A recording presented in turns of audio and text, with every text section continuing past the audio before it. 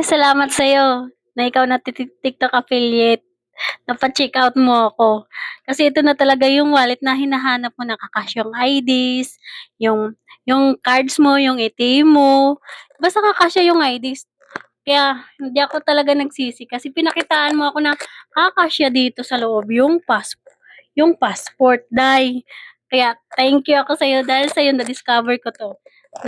Dito nga maraming paglalagyan ng cards, dito yung ATM mo, yung ATM, oh, 'di ba?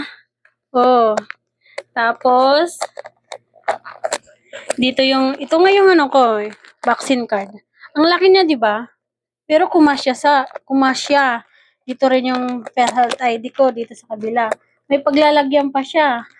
Ilalagay ko pa dito yung pag, pag-ibig ID ko, is ko, yun. Tsaka, dito yung paper bills mo. Kung may passport ID ka naman, pwede dito yan. Tsaka, ito yung coins. Dito paglalagyan ng coins. Oh, yan. Tsaka tingnan mo.